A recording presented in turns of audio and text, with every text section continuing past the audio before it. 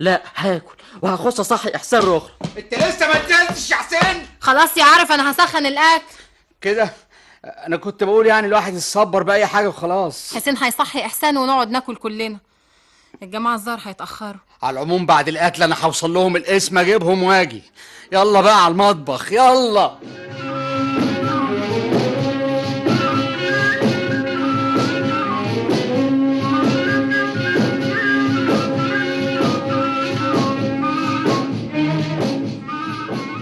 الواد معترف ان هو اللي كسر ازاز العربيه يا سعاده الباشا. وهو احنا انكرنا؟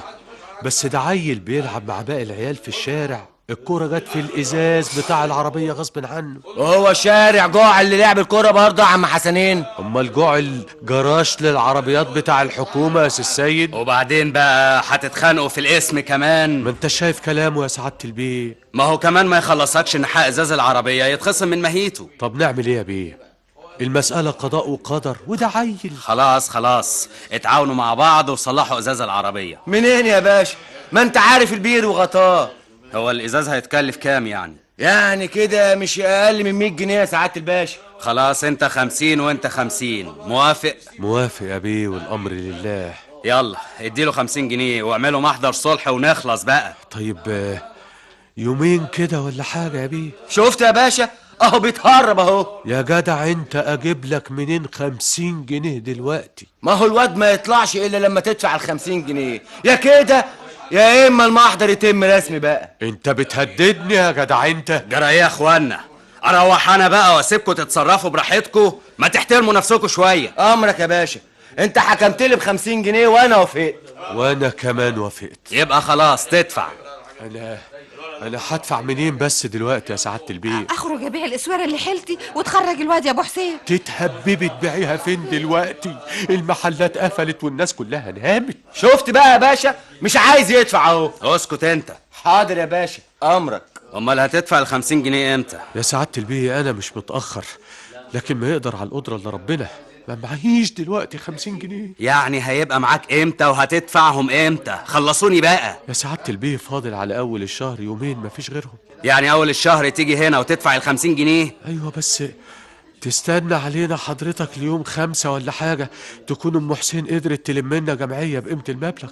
انا ما اقدرش ادفعهم من الماهيه. شفت بقى يا باشا شفت؟ مش بقول لك انه بيتهرب من الدفع؟ بقول لك ايه يا عم انت؟ هتدفع 50 جنيه ولا مش هتدفع؟ هدفع يا بيه. امتى؟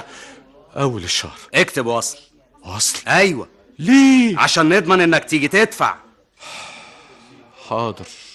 حاضر امري لله. اكتب وصل ب50 جنيه عشان اصلح عربيه الحكومه. مش ابنك اللي كسرها يا راجل انت؟ يا سعاده البيه هو يعني ابني كان يقصد؟ ده عيل يا سعاده البيه عيل. اوه احنا اللي هنقوله ونرجع نعيده. هتكتب وصل. هكتب يا بيه هكتب.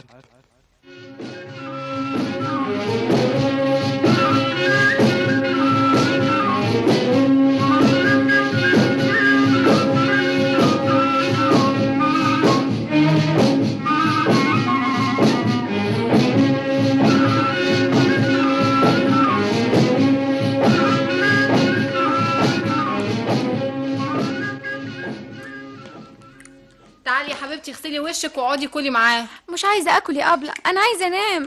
الحته دي بتاعتي يا ابيه. ومالها يا حسين؟ اختك نجيب لها حته غيرها. هاتلها يا سميره. خف شويه يا عارف انا مش هتاني رايحه جايه. انا عايزه اقعد اكل لقمه زيكم.